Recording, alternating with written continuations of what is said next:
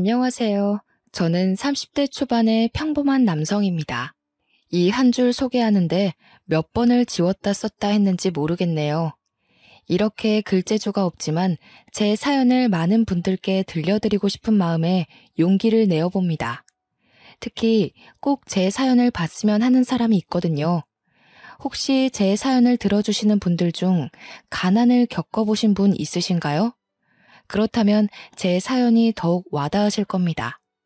사람 사는 게 다 똑같다고 하지만 그것도 어느 정도 배가 부른 소리지 정말 배고픈 사람들은 이런 말을 못 꺼내지요. 저는 지긋지긋한 가난에 시달리며 살았습니다. 유년 시절을 떠올려 보면 돈과 배고픔 그리고 빚 말고는 떠오르는 게 없어요. 지금 생각해봐도 너무 힘들었다는 말밖에 나오지 않을 정도로 힘들었습니다. 보통은 유복하다가 망하는 집안이 많지요. 그러나 저희 집은 처음부터 배고픈 집안이었는데 아버지께서 지인분과 동업을 하시면서 집안은 풍비박산이 났습니다.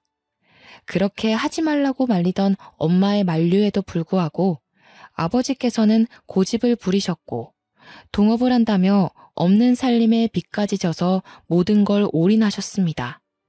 그 결과는 처참했어요. 동업자였던 지인에게 사기를 당한 이후 부모님의 사이는 벌어질 대로 벌어졌고 아버지는 온종일 술로 보내셨습니다. 부모님과 저 그리고 여동생 2명이 함께 살던 작은 집까지도 날려야 했고 저희 가족에게 더는 행복함이 없었죠. 정말 코딱지만한 방 한 칸에서 5 식구가 살게 되었는데 너무 숨막히고 싫었습니다. 아버지도 조금 더 잘해보려고 욕심을 내시다 그랬다는 건 이해할 수 있었어요. 다만 이미 사고가 터졌고 일이 벌어졌는데 수습하려는 모습은 보이지도 않았고 온종일 술만 마시며 주정 부리는 모습이 견디기 힘들었습니다. 아버지는 술만 마셨다 하면 저희 남매에게 험한 말을 내뱉었죠. 야, 넌 장남이란 놈이 집안이 이렇게 망했는데 아무것도 안 하고 전하태평이야? 저런 놈을 장남이라고 낳은 내가 미친놈이지. 에라이 썩을 잡놈아, 니까지 꺾어서 뭐가 될 것 같냐? 나가 죽어라. 그만하세요. 뭐? 그만하세요? 이게 어디서 말대답이야? 싹수 없이. 왜? 네 아비가 사업 망하고 이 꼴로 있으니까 우습냐? 마음만해? 좀 제발 그만하시라고요. 이렇게 된 게 누구 때문인데 아버지가 그러고 계세요? 아버지 때문에 집안 풍비박산 난 거잖아요. 아버지가 수습하셔야죠. 왜 저한테 그러세요? 이 썩을 것 말하는 것 좀 봐라. 네가 나한테 안 맞은 지 오래됐지? 네가 아주 처맞고 싶어서 몸이 근질근질하지? 아버지가 무슨 자격으로 저를 때리세요? 제발 그만 좀 하세요. 이런 술주정도 이제 지겨워요. 상대해주고 싶지 않다고요. 장남은 저렇게 쓸모가 없고 딸년을 괜히 둘이나 낳아서 밥이나 축내고 어이구 내 팔자야. 아버지는 이해가 어려울 정도로 본인이 저지른 일에 저희 탓을 하셨습니다. 어떻게 이게 저희 탓이 되는 건지 이해할 수 없었고 그런 아버지가 너무 싫더라고요. 돈이 없지만 어떻게 겨우 차린 밥상을 뒤집으며 반찬이 이게 뭐냐고 난리를 치는 것도 한두 번이 아니었고 잘 자고 있는 여동생들을 발로 차며 깨워서 돈 벌어오라고 난리치는 것도 한두 번이 아니었죠. 저는 이런 아버지가 소름 끼칠 정도로 싫었고 저렇게 살 거면 차라리 길거리나 돌아다니면서 살았으면 좋겠다는 생각도 했고 우리 눈에 보이지 않았으면 하는 나쁜 생각도 했었습니다.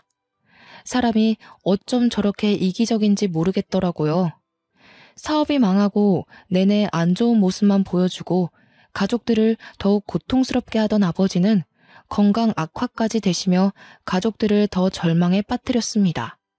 돈도 없었고 치료 의지도 없었던 아버지는 결국 지병을 앓다 세상을 떠나셨죠.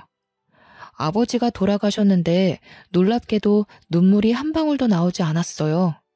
왜냐면 아버지가 돌아가신 후 저희 가족에게 남은 건 감당할 수 없는 빚이었습니다. 모든 빚을 떠안게 된 후 저희 가족은 아버지의 죽음을 슬퍼할 겨를도 없이 도망 다녀야 했어요. 그 작은 집도 저희가 산다는 게 노출이 되어 하루에도 몇 번이고 빚쟁이들이 찾아와 부수고 협박을 했기에 도망가야 했죠. 결국 저희 가족은 다 무너져가는 집으로 이사를 하게 되었습니다. 이사라는 표현이 웃길 정도로 겨우 몸을 숨기고 잠을 잘 수 있는 곳이었죠. 이런 곳에 과연 사람이 살 수 있을까라는 생각이 드는 곳에서 지냈습니다. 다 무너져가는 집이라 비라도 오면 곳곳에서 빗물이 들어와 거의 밖에서 자는 것과 다를 바 없었어요. 그뿐 아니라 별의별 벌레들이 어찌나 많은지 벌레 무서워하던 여동생들도 어느새 적응을 해서 아무렇지 않아졌습니다. 아슬아슬하게 어떻게 살아가고 있었지만 사실 문제는 여기서 그치지 않았죠. 엄마께서는 워낙 몸이 약하셔서 긴 시간 일을 하는 건 무리였습니다. 거기다 밑에 있는 여동생 둘은 아직 학생이라서 돈을 벌 수도 없었어요. 결국 이 집안에서 돈을 제대로 벌 수 있는 건 저 하나였고 저는 오전 일찍부터 새벽까지 하루 3-4시간을 겨우 자면서 일을 했습니다. 피곤함에 찌들어 집에 들어오면 정말 씻고 바로 뻗기 바빴지만 가족들이 배를 굼지 않아도 된다는 생각 하나로 버티며 살았죠. 그러나 밑 빠진 독에 물 붓기도 아니고 이렇게 벌고 또 벌어도 모이는 거 하나 없이 늘 금전적으로 부족한 삶을 살아야 했습니다. 빚도 있다 보니까 벌어도 끝이 없었고 참 허무했어요. 저도 젊은 나이이고 말 그대로 청춘이라 놀고 싶은 날도 있었지만 그런 생각을 할 수도 없었죠. 몸 쓰는 일을 하며 너무 힘들다 보니 여러 가지 생각은 했었습니다. 제대로 된 취업을 하고 싶었지만 그럴 엄두도 내지 못했던 게 제가 단 하루라도 일을 하지 않으면 온 가족이 쫄쫄 굶어야 하는 상황이 오니까 욕심을 내지도 못했어요. 저 역시 안정적인 직업을 갖고 정해진 출퇴근 시간에만 일을 하고 싶었지만 그건 그냥 제 욕심이라는 걸 알았기에 시도조차 하지 않았죠. 그리고 막말로 취업을 할 수 있다고 해도 제가 능력이 없었기 때문에 번듯한 직장에 들어가는 것 자체가 무리였습니다. 그러니 그냥 현재의 제 삶에 만족하며 막일을 할 수밖에 없었어요. 제가 이 당시에 저 스스로에게 최면을 많이 걸었습니다. 일을 해서 먹고 사는 게 어디야? 라든지 나는 지금 가족을 위해 최선을 다하고 있고 충분히 훌륭한 사람이야. 같은 말들로 스스로를 위로했고 긍정의 힘을 얻으려 노력했어요. 이렇게 하지 않으면 제가 금방이라도 지쳐 쓰러질 것 같았죠. 그래도 외롭지는 않았던 게 제가 이렇게 고생하는 걸 엄마와 여동생들이 알아줬거든요. 늘 힘들게 일하고 오면 다 무너져가는 작은 집에서 가장 편한 자리에 그나마 좋은 이부자리를 펴두고 제가 쉴 수 있는 공간을 마련해줬습니다. 그뿐 아니라 없는 형편에 먹을 것도 별로 없는 우리 집 반찬에 가장 맛있고 좋은 반찬은 늘 저를 위해 빼두곤 했지요. 어떻게 보면 별거 아니라고 생각할 수 있지만 그 당시 저희 집 형편을 생각해보면 정말 대단한 일이었고 저를 배려해 준 거였습니다. 또 제게 돈을 받는 걸 당연하게 여기지 않아서 그나마 제가 위안을 삼을 수 있었습니다. 오빠, 정말 미안한데 나 용돈 조금만 줄 수 있을까? 오빠가 힘들게 일하는 거 다 알고 있어서 용돈 진짜 아껴서 썼는데 저번에 문제집을 잃어버려서 다시 사느라 돈이 조금 부족해서. 그래? 그런 거면 오빠한테 진작에 말하지. 돈 아예 없었을 거 아니야. 응, 그냥 걸어서 왔다 갔다 했어. 차비라도 아끼려고. 미안해, 오빠. 오빠도 힘들게 버는 돈인데 내가 함부로 써서. 나중에 내가 더 커서 돈 벌면 꼭 오빠한테 갚을게. 뭘 또 갚는다고 그래. 그냥 제대로 공부해서 성공만 해. 너희가 성공하는 게 오빠 도와주는 거야. 우리 아들 힘들지? 그래도 이번에 생활비가 좀 여유가 있어서 다음 달에 생활비 전부 안 줘도 괜찮을 것 같아. 엄마가 능력도 없고 몸도 아픈 엄마라서 미안해. 왜들 그래? 난 괜찮아. 그냥 우리 가족 조금만 더 고생하다 보면 좋은 날이 올 거니까 모두 힘내보자. 가족들은 모두 제가 주는 아주 작은 돈도 아껴 쓰고 또 아껴 썼고, 저는 그걸 알기 때문에 제가 벌어서 온 가족이 먹고 살아도 불만이 없었습니다. 이런 부분에는 불만이 없었지만 뭔가 큰 돈을 벌고 싶다는 욕망이 있었어요. 제가 조금 더 여유롭게 벌면 분명 우리 가족이 더 여유로운 상황이 될 걸 알았기에 욕심이 났습니다. 그래서 늘 일을 하면서도 어떻게 하면 돈을 더 벌 수 있을까라는 생각을 했었죠. 그러던 중 동네에 이상한 무언가가 생겼습니다. 규모가 꽤 큰데 마트도 아닌 것이, 문구점도 아닌 것이 온갖 것들이 다 파는 곳이었죠. 이 동네에 저렇게 큰 마트가 생기면 돈을 못 벌 텐데 라는 걱정이 앞섰습니다. 워낙에 주머니를 쉽게 열지 않는 사람들이라 도보 10분 거리에 있는 시장보다 저렴한 게 아니라면 누구도 발길을 하지 않을 텐데 하는 쓸데없는 걱정을 했네요.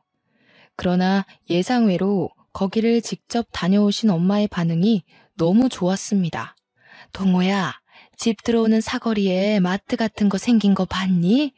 오늘 가봤는데 정말 너무 괜찮더라.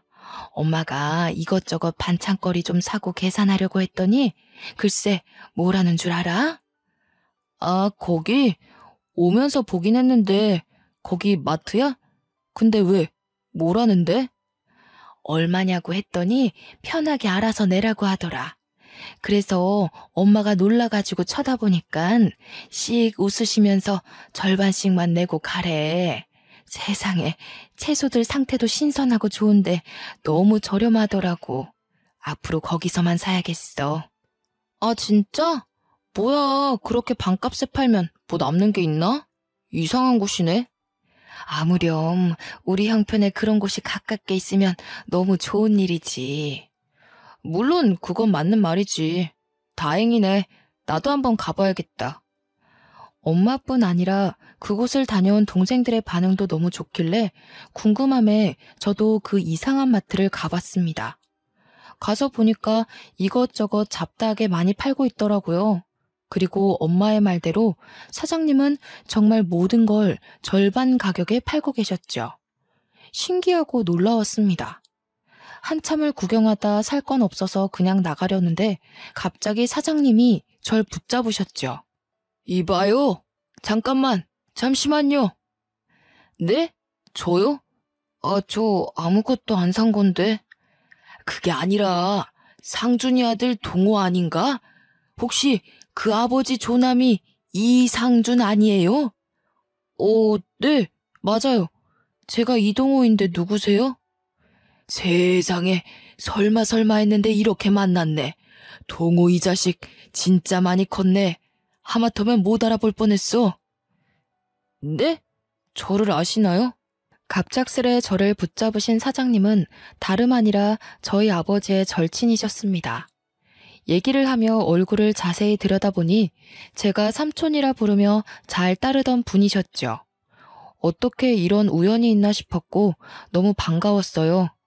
아버지 생전에 두 분이 각별하신 사이였고 아버지가 동업한다고 난리치셨을 때 집까지 찾아와서 말려주셨던 분이셨습니다. 그런데 저희 가족이 한밤중에 급히 도망가게 되면서 아예 소식이 끊겨버렸고 꼭 도와주고 싶어서 찾고 싶었다는 말씀을 하셨죠. 한참 삼촌과 대화를 나누며 그간 어떻게 살았고 무슨 일이 있었는지를 다 털어놨습니다. 그간 누군가에게 제 속 얘기를 해본 적이 없어서 그런 건지 몰라도 삼촌에게 모든 속 얘기를 다 털어놓고 나니까 속이 너무 시원했어요. 제 말끝에 삼촌은 눈물을 보이셨고 너무 늦게 만나서 미안하다는 말씀을 하셨습니다. 알고 보니 삼촌네 집이 많이 휘청이고 힘드셨을 때 유일하게 손 내밀어주고 살 수 있게 도와준 게 저희 아버지라고 하셨죠. 그 도움 덕분에 이 자리까지 올 수 있었다며 꼭 저희 가족을 돕고 싶었다는 말씀을 하셨습니다. 삼촌은 저희 가족 생계가 힘든 걸 아셨고 제가 일정한 직업이 아니라 막노동을 하며 힘들게 돈을 벌어 가족들을 먹여 살리는 걸 아셨죠. 그래서 제게 삼촌이 차리셨던 그 가게를 주셨습니다. 분명 동네 슈퍼마트 같은 느낌이지만 잡다한 게 다 있기 때문에 돈을 편하게 벌 수 있을 거라고 하셨고, 이 가게를 운영하면서 제가 하고 싶었던 것들을 조금씩 해보라고 하셨죠. 그럴 게 아니라 동호 너가 이 가게 맡아서 해봐. 명의도 너한테 싹 다 넘겨줄 테니까 열심히 해봐. 절대 돈을 못 버는 곳은 아니니까 지금보다 여유롭고 편하게 살 수 있을 거야. 네? 이 가게를 주신다고요? 그래.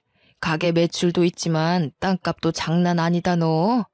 내가 너희 아버지한테 받은 게 참 많아서 그래. 어떻게 보면 내 목숨 살려준 놈이기도 하지. 나는 이렇게 살아가게 만들고 그놈은 그렇게 떠날 줄 누가 알았겠냐고. 삼촌, 진짜 감사해요. 이걸 어떻게 보답해야 할지 모르겠네요. 솔직히 안 받는 게 맞는데 저 욕심 좀 내고 싶어요.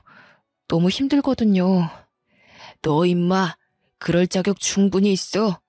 앞으로 뭘 하든 욕심내면서 살아. 그리고 앞으로는 자주 연락하고 얼굴 보면서 지내자 동호야.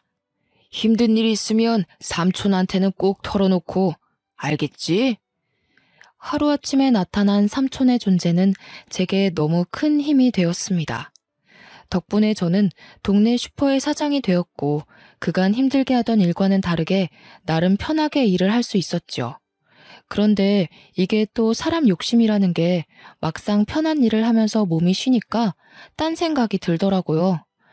엄마, 내가 지금 여기서 카운터나 보고 물건 채울 게 아니라 이걸 애들이나 엄마한테 맡기고 난 다른 일을 해서 돈 버는 게 맞지 않을까 싶어요. 그래야 돈이 더 모일 것 같은데. 제 고민은 딱 이거였고 전 망설임도 없이 그냥 바로 투잡을 했습니다. 오전에는 물건을 채우고 힘쓸 일이 많아서 제가 가게를 봤고, 오후에 제가 배달 일을 하러 가면 동생들과 엄마가 번갈아 가면서 가게를 봐줬죠. 이렇게 하니까 저는 저대로 배달 일을 해서 돈을 벌 수 있었고, 가게는 가게대로 운영이 되니 꽤 돈이 모이기 시작했습니다. 그간 제가 벌어다 주는 돈만 써서 늘 미안해하던 가족들도 뭔가 보탬이 된다는 생각에 많이 기뻐했어요. 특히 몸이 약한 저희 엄마는 온종일 집에만 있기 참 갑갑해 하셨어서 너무 좋아하셨습니다. 엄마 몸에 물이 안 갈 정도로만 일하고 애들한테 맡기고 집 가서 쉬어. 알겠지? 괜히 무리해서 병원 가면 병원비가 더 나와. 알겠어. 걱정 마, 아들. 근데 엄마는 집에 있는 것보다 가게 나와 있는 게 훨씬 좋아. 사람들도 만나고 대화도 하고 뭔가 이제야 살아있는 기분이 들어. 네 아빠가 한평생 속만 썩이다 간 줄 알았더니 이렇게 좋은 친구를 둬서 참 다행이지 싶다. 그렇지 아들? 그렇긴 하지. 무엇보다 삼촌이 이렇게까지 도와줄 필요가 없는데 도와주셔서 너무 감사하지. 다음 달 되면 밥 한 끼 같이 먹기로 했으니까 그때 엄마도 같이 먹어. 오랜만에 인사도 할 겸. 저희 가족은 정말 몇 년 만에 웃음을 되찾았습니다. 하하호호 가족들이 둘러앉아 저녁을 먹기도 했고 별로 재미도 없는 얘기들이 어찌나 재밌던지 한참을 깔깔거리며 웃기도 했죠. 이제야 사람 사는 것 같은 기분을 느끼고 있었어요.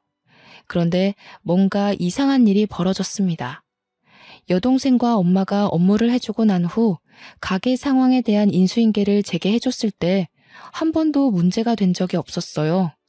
그러나 어느 날부터 여동생들이 가게를 맡는 시간대에만 자꾸 물건이 없어지고 계산도 틀렸습니다. 저는 이 문제로 동생들에게 진지하게 물어봤죠. 며칠 내내 너희가 가게 볼 때만 자꾸 계산도 틀리고 물건 수량이 안 맞거든? 처음에는 너희가 계산을 잘못한 줄 알고 그러려니 했는데 점점 시간이 지날수록 이건 단순 계산 실수가 아니야. 우리도 모르겠어. 진짜 그 시간대에 손님이 많은 것도 아니고 오는 사람들만 오는데 뭐가 문제인지 진짜 모르겠어. 확실한 건 아니지만 혹시 누가 물건을 훔치거나 그런 거 본 적 없어? 봤는데 너희가 무서워서 아무 말도 못하고 그러는 거 아니야? 오빠한테는 솔직하게 말해도 돼. 괜찮으니까. 아니야. 진짜로 그런 사람 없었어. 문제 자체가 없었다고. 있었으면 우리가 말했지. 우선은 당분간은 오빠가 아예 가게를 볼게. 이거 지금 하루 이틀 마이너스 나는 거 합쳐보면 절대 적은 금액이 아니거든? 동생들에게 물어봤으나 전혀 이상한 게 없었다기에 하는 수 없이 배달 일을 잠깐 쉬고 일주일간 제가 가게를 온종일 보기로 했습니다. 마이너스 나는 금액뿐 아니라 사라지는 물건들을 합쳐보면 손해가 이만저만이 아니었거든요. 분명 누군가가 물건에 손을 대고 있는 게 분명하다는 생각이 들었기에 범인을 잡아야 했습니다. 아침부터 밤까지 가게에 있었는데 이게 참 여간 지루한 게 아니었어요. 저는 그동안 몸 쓰는 일을 해서 그런지 이렇게 편하게 앉아서 시간을 보내는 게 쉽지 않았죠.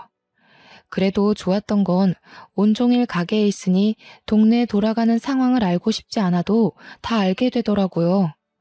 누구네 집 손주 일부터 시작해서 다들 어떻게 살고 있는지 정겨운 얘기들이 오고 가는데 듣는 재미가 있었습니다. 동네가 좁고 이곳에서 오래 살아서 온 동네 사람들이 다 아는 사람이었거든요. 그래서 처음에 제가 이 가게를 운영한다고 했을 때 저희 집 사정을 뻔히 아는 이웃들은 한마음 한뜻으로 잘 됐다며 많은 응원을 해줬죠.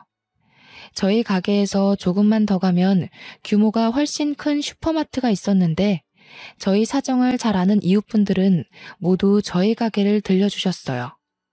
그렇기 때문에 늘 가게 물건에 더 신경을 썼고 보다 저렴하게 판매하려고 노력을 했어요. 그런데 제가 가게를 보고 있던 중 원래대로라면 동생들이 있어야 할 시간에 낯선 얼굴이 보였습니다.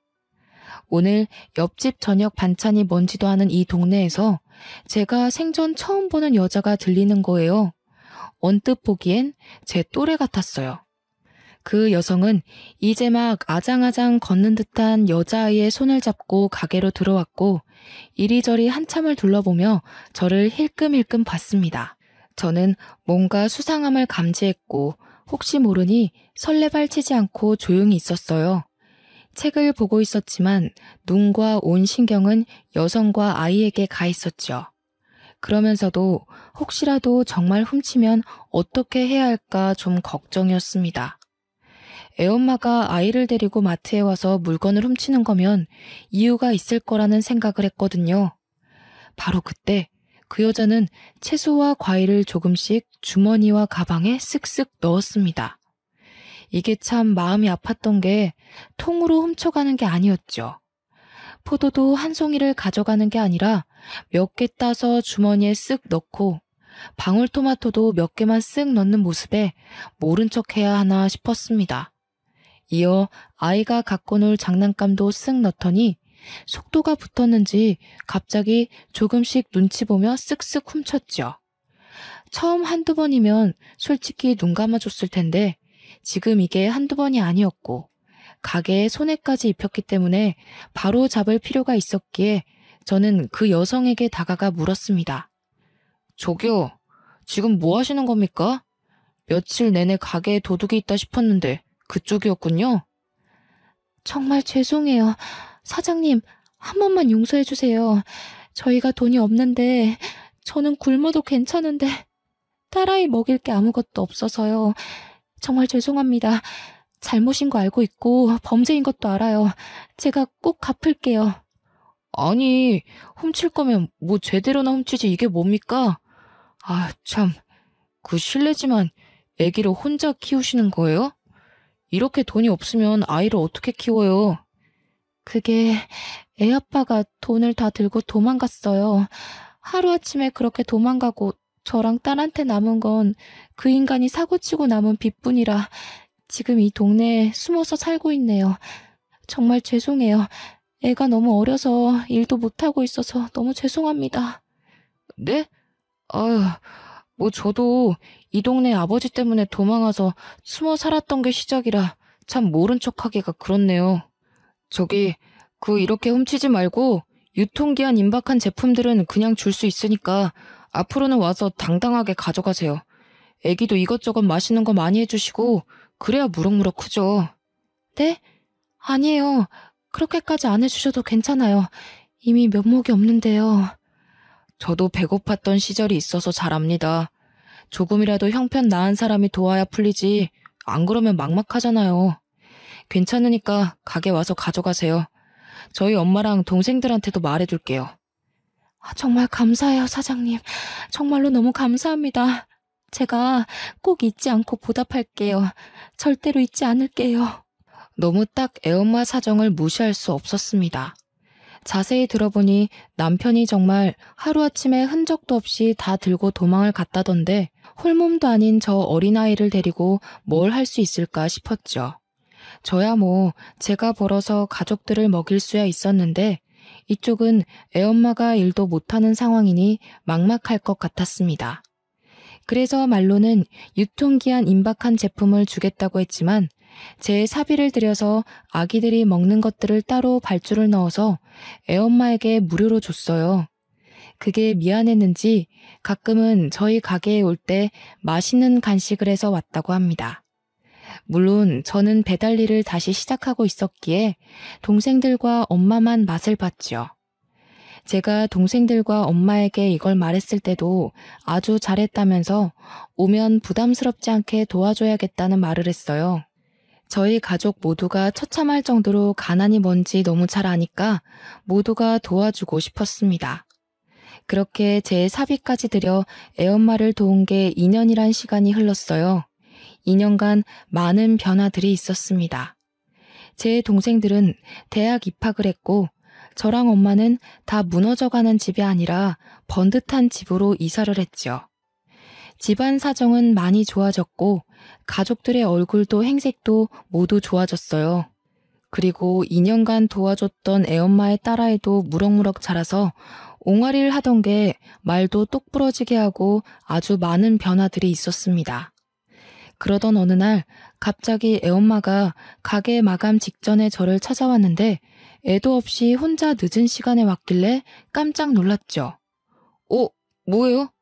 아영이는 어디에 두고 이 시간에 혼자 왔어요? 무슨 일 있어요? 저 사장님께 드릴 말씀이 있어서요. 너무 갑작스럽지만 저 지금 이 동네 떠나거든요. 네? 왜요? 뭐에 또 쫓기는 거예요? 무슨 일인데 한밤중에 갑자기 떠나요? 나쁜 일은 아니고 저 제대로 살려고 가는 거예요.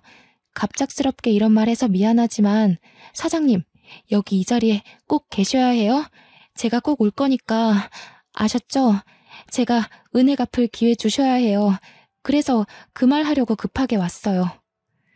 그렇게 애 엄마는 제게 기약 없는 약속을 하고 떠났습니다.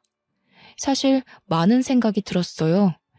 애엄마와 뭐 사적인 감정이 있던 건 아니지만 2년이라는 시간 동안 꽤 서로 가깝게 지냈기 때문에 정도 들어서 생각이 많이 났습니다. 언제 올지도 모르고 막말로 안 올 수도 있는데 저는 자꾸만 기다려졌어요. 이상하게 언젠가 애엄마가 찾아왔을 때 제가 더 멋진 사람이 되어 있고 싶다는 생각에 발전하려 노력을 했습니다. 그렇게 3년이 흘렀을 때 저희 가게 앞에 낯선 외제차가 서 있더라고요. 이 동네에 저렇게 좋은 차를 타고 다니는 사람이 없어서 눈길이 갔습니다. 잠시 흘겨본 후 저는 가게로 들어가려는데 외제차 안에서 한 여자가 내렸죠. 머리부터 발끝까지 명품으로 도배를 한 그 여자를 보고 깜짝 놀랄 수밖에 없었던 게 제가 여태 기다리던 애엄마였습니다. 순간 저를 보며 환하게 미소 짓는 애엄마를 보며 저는 멍하니 쳐다봤어요. 사장님, 저 약속 지키러 왔는데 너무 늦었죠? 아니, 이게 어떻게 된 일이에요? 저 보다시피 아주 성공했어요. 사장님한테 바로 올 수 있었지만 성공해서 은혜 갚을 수 있을 때 오고 싶었거든요. 그러다 보니 시간이 이렇게 흘렀네요. 다행이네요. 성공해서 정말 다행이에요. 아영이는 잘 지내고 있는 거예요? 네, 우리 아영이도 잘 지내고 있어요.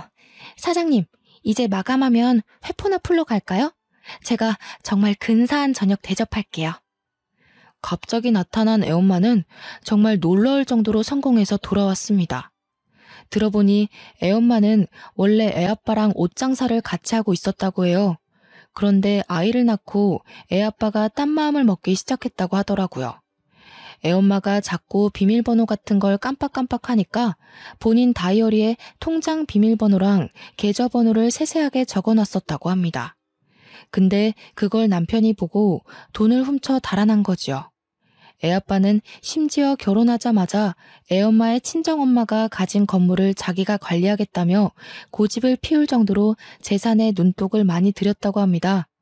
이미 그 건물 1층엔 음식 장사하는 다른 사업주도 있었는데 그걸 일방적으로 계약 파기를 시키라고 난리를 피웠다고 하더라고요. 친정은 돈이 많은데 친정 부모님이 하나도 베풀지 않는다는 생각에 가족을 버리고 애엄마의 돈을 택한 겁니다. 부모님이 그 남자랑 결혼은 절대 하지 말라고 했는데 제가 정말 사람 보는 눈이 없어도 너무 없었죠. 저는 친정 부모님 도움 없이도 어떻게든 살아보려고 남편이랑 옷장사를 같이 시작한 건데 그런 남편 눈에는 제가 참 멍청해 보인 거죠. 그냥 친정 부모님이 주는 재산 따박따박 받아먹고 살면서 편하게 살면 되지. 왜 이렇게 쓸데없는 고집을 피우냐면서요. 결혼하자마자 지독하게 싸우기 시작했는데 남편이 하필 제 통장 비밀번호를 알아내서는 제 통장 잔고를 확인하고 저를 버렸어요. 친정엄마가 사실 새엄마였던 탓에 한 푼도 지원받지 않고 자수성가하려고 했던 애엄마의 꿈은 좌절되고 말았어요. 심지어 애아빠가 개인 신용대출을 2억 넘게 받고 도망쳐버린 바람에 달아난 애아빠를 찾으려고 빚쟁이들에게 쫓기는 신세까지 되었더라고요. 물론 옷사업도 망하고 자금도 없던 탓에 살 곳조차 없었던 애엄마는 결국 친정집에 들어가서 모든 사실을 말하고 법적 조치를 전부 취했다고 해요. 작정하고 숨어버린 애아빠를 찾기 위해 흥신소의 힘을 빌려 사람을 찾아냈고 2년간의 법정 공방 끝에 빼앗긴 돈을 받아냈다고 해요. 그리고 접었던 옷사업을 다시 시작했고 임산부가 입어도 될 만큼 편안한 옷을 타겟으로 잡아 팔았더니 대박이 난 겁니다.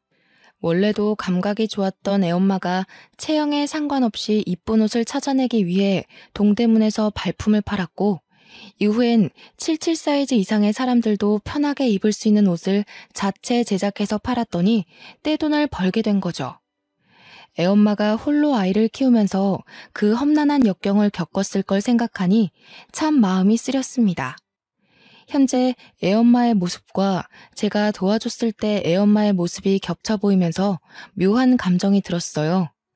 그 당시에는 표정도 없었고 주눅이 잔뜩 들어서 살짝만 톡하고 건드리면 금방이라도 눈물을 쏟을 것 같았는데 이렇게 성공한 모습으로 찾아와줘서 제가 다 고마웠습니다. 정말 당찬 모습을 보면서 웃는 게 이렇게 아름다운 사람이었구나를 느끼며 긴 회포를 풀던 중 애엄마는 제게 반복해서 한 말이 있었죠. 꼭 성공했을 때 떳떳하고 멋진 모습으로 저를 찾아오고 싶다는 말입니다. 저 솔직히 몇 년 동안 너무 힘들고 포기하고 싶었던 순간이 한두 번이 아니었거든요. 근데 그럴 때마다 어떻게 버틴 줄 아세요? 아영이 생각해서요? 물론 그것도 맞지만 저 사장님 생각하면서 버틴 거예요. 내가 꼭 멋진 모습으로 사장님 앞에 당당하게 나타나고 싶었거든요. 처음에는 그냥 감사해서 좋은 마음이 있다고 생각했는데 시간이 지나면서 보니까 저 사장님 좋아하더라고요. 네?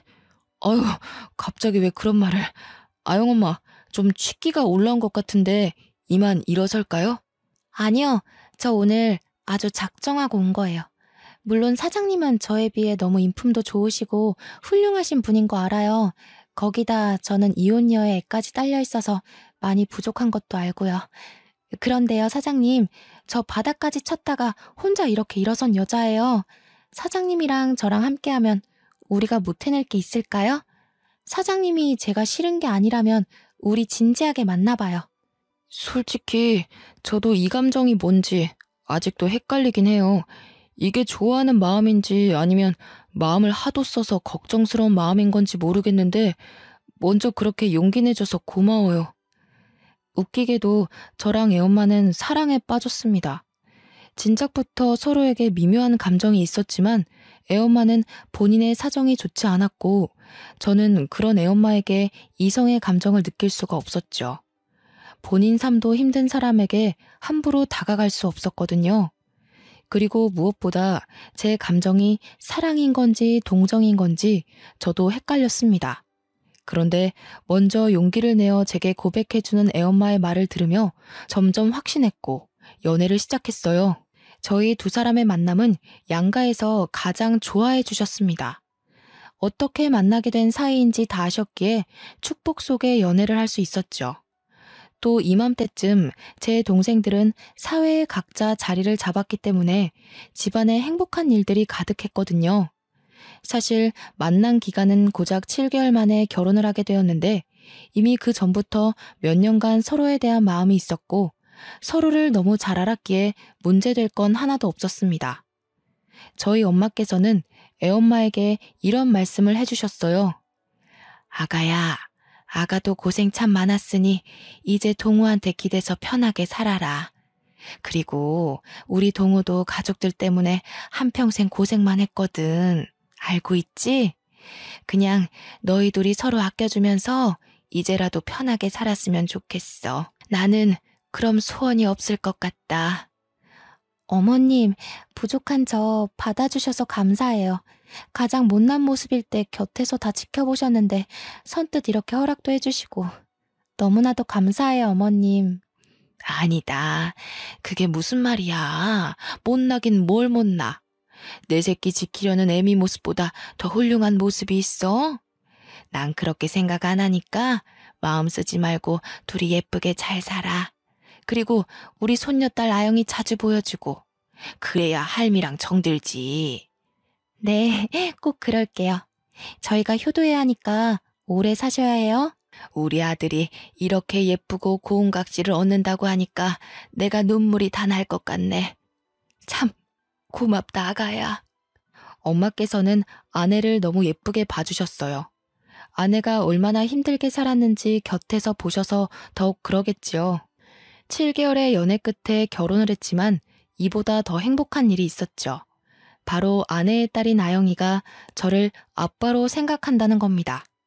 사실 아내와 결혼을 약속하고 가장 걱정이었던 부분이 딸아이 아영이었어요.